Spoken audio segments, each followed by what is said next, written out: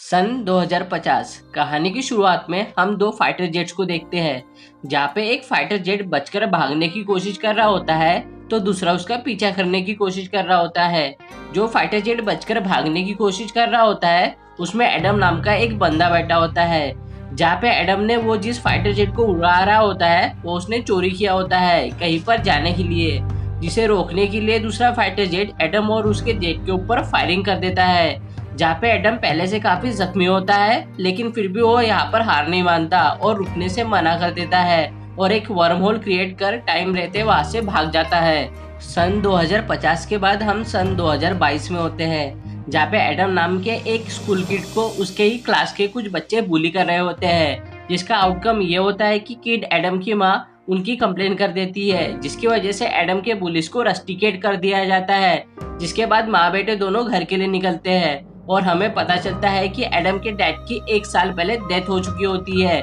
जिसकी वजह से एडम काफी उदास उदास रहने लगता है क्योंकि वो अपने डैड को मिस कर रहा होता है और अपनी माँ से भी काफी निराश रह रहा होता है क्योंकि उसकी माँ अपने ऑफिस वर्क में काफी बिजी होती है और एडम के लिए उसकी माँ के पास टाइम नहीं होता है जो वो चाहता होता है। लेकिन यहाँ पर एडम की माँ उसको अकेला छोड़कर चली जाती है डेट पर और एडम से कहती है कि तुम किसी भी प्रकार की कोई भी मस्ती नहीं करोगे जब तक मैं आ नहीं जाती। जहाँ एडम घर पर अकेला होता है, इसी बीच उसको अपने डॉग हॉकिंग की भौंकते हुए आवाज सुनाई देती है और अपने डॉग हॉकिंग को जंगल की तरफ भागते हुए देखकर वह भी उसके पीछे चले जाता है। जहाँ पे एडम को काफी वियर्ड सा फील होने लगता है, इसलिए वह अपने डैड के गराज की तरफ भाग जाता है, जहाँ वो अपने डैड के गराज के अंदर एक जख्मी इंसान को देखता है जो और कोई नहीं वही इंसान होता है जिसे हमने मूवी के स्टार्ट में देखा था। जिसे देखकर किड एडम काफी डर जाता है, लेकिन उसको जल्दी पता चल जाता है कि वो जिस इंसान को अपने आंखों के सामने देख रहा होता है वो और कोई नहीं उसका फ्यूचर सेल्फ होता है, मतलब फ्यूचर एडम।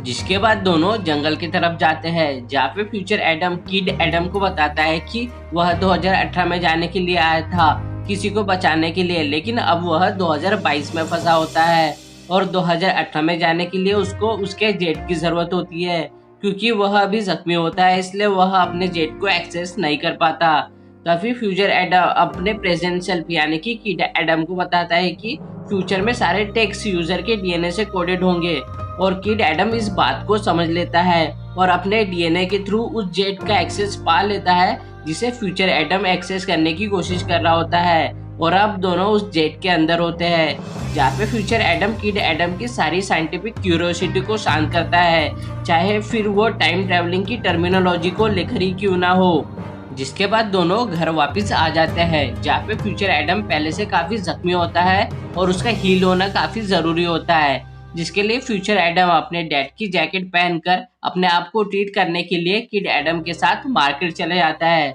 जहाँ पे फ्यूचर एडम अपने लिए मेडिसिन ले रहा होता है, वहीं पर किड एडम को फिर से वही बच्चे बुली कर रहे होते हैं जिन्हें हमने मूवी के स्टार्ट में देखा था, रे और चक। लेकिन तभी फ्यूचर एडम वहाँ पर आ जाता है, जिसे देखकर रे और चक पीछे हट जाते हैं और वो किड एडम को मोटिवेट करने लगता है उसके बुली रे को सबक सिखाने के लिए। लेकिन किड एडम इतना वीक होता है कि खुद ही पिट जाता है और वहां से भाग जाता है। लेकिन तभी फ्यूचर एडम उन बुलिस को सबक सिखाता है और वहां से भगा देता है। जिसके बाद फ्यूचर एडम किड एडम को बताता है कि यह सब होना ही था, तुम चाहो फिर या ना चाहो तुमको हारना ही था। आज जो मैं इतना स्ट्रांग बना हूँ इन्हीं सभी तकलीफों से उभर कर ही बना हूँ। जिसके बाद हम फ्यूचर एडम को एक बार में देखते हैं, जहाँ पर उसके प्रेजेंट सेल्फ की माँ आई होती है, मतलब उसकी माँ जो अभी प्रेजेंट में जिंदा होती है। यहाँ पर उसकी माँ को लगता है कि उनका बच्चा यानी कि किड एडम उनसे प्यार नहीं करता, जिसके ऊपर वहीं पर बैठा फ्यूचर एडम अपनी माँ को बताता है कि ऐसा कुछ भी नहीं है,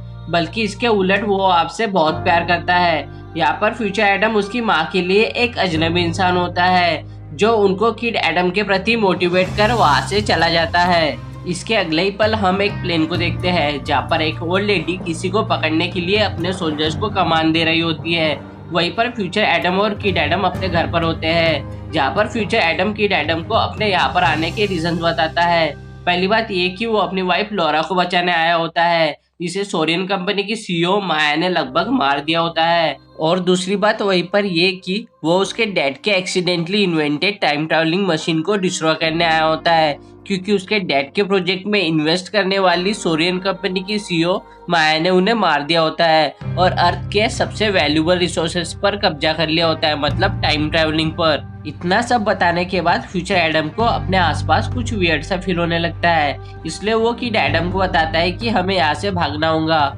और जैसे ही वो वहाँ से भागने की कोशिश करते हैं, उन पर कुछ अजीब से दिखने वाले सोल्जर्स अटैक कर देते हैं, जिसके जवाब में फ्यूचर एडम भी उन पर अटैक कर देता है अपने आप को और अपने प्रेजेंट सेल्फ को प्रोटेक्ट करने के लिए। इसी बीच वहाँ पर एक प्लेन आ जाता है और हम फिर से उस ओल्ड लेडी को देखते हैं जिसे हमने कुछ देर पहले देखा था। ये और कोई नहीं, सोरियन कंपनी की सीईओ माया होती है, जिसे रोकने के लिए फ्यूचर एडम यहाँ पर आया होता है। लेकिन यहाँ पर माया फ्यूचर एडम को अपने साथ ले जाने आई होती है ताकि फ्यूचर एडम टाइम ट्रैवलिंग को इन्वेंटेड होने से ना रोक सके, इसलिए वो उसे अपने साथ चलने के लिए कहती है, जिसके ऊपर फ्यूचर एडम उसके साथ चलने से इनकार कर देता है, जिसका परिणाम ये होता है कि वो अपने प्रेजेंट सेल्फ को प्रोटेक्ट करने के लिए सरेंडर कर देता है, जिसका फायदा उठाते हुए उसका फॉर्मर बैचमेट क्रिस्टोस, जो कि एक इविल पर्सन होता है, वो उसे पीटने लगता है। लेकिन तभी अचानक ओल्ड लेडी माया जिस प्लेन में होती है उस पर कोई अटैक कर देता है। ये और कोई नहीं, फ्यूचर एडम की वाइफ लॉरा होती है,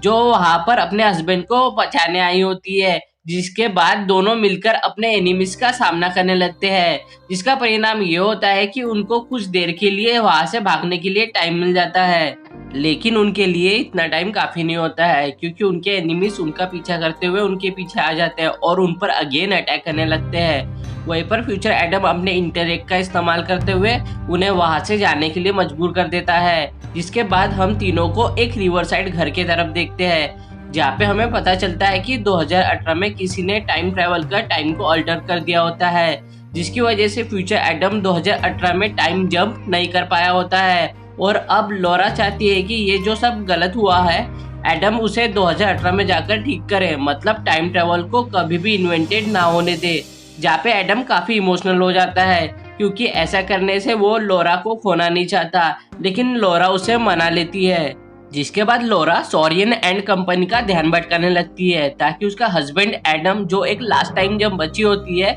उसे कंप्लीट कर पाए 2018 में जाकर सब कुछ ठीक करने के लिए, जिसके कारण लॉरा को अपनी जान की जरा भी परवाह नहीं होती, इस उम्मीद में कि उसका हस्बैंड सब कुछ ठीक कर देगा। लेकिन यहाँ पर लॉरा अपनी जान गंवा बैठती है ओल्ड लेडी माया के हाथों, और वही दूसरी तरफ फ्यूचर एडम सोरियन एंड कंपनी से अपना पीछा छुड़वाकर टाइम जंप कंप्लीट कर लेता है 2018 में जाने के लिए। और अब दोनों 2018 में होते हैं, जहाँ पर दोनों फ्यूचर एडम के डैड फिलहाल के लिए जिंदा होते हैं। यहाँ पर मैंने किड एडम को फ्यूचर एडम इसलिए कहा क्योंकि वो भी 2022 से टाइम ट्रेवल कर 2018 में आया होता है, जैसे फ्यूचर एडम पहले 2022 में फिर 2018 में, जहाँ एडम के डैड को ज्यादा टाइम नहीं लगता है ये रियलाइज करने के लिए कि दोनों एडम किड और अडल्ट टाइम ट्रेवल कर आए होते हैं, और उनको ये बात काफी शॉकिंग लगती है कि वही एकलौते पर्सन होते हैं पूरी इस दुनिया में जिन्होंने टाइम ट्रेवल को एक्सीडेंटली नहीं असल में इन्वेंट किया होता है, जिसे डिस्ट्रॉय करने के लिए दोनों ही टाइमलाइन के एडम अपने डैड से मदद मांगते हैं, जहाँ पर उनके डैड विनाशकारी परिणामों का हवाला देते हुए मदद करने से मना कर देते हैं।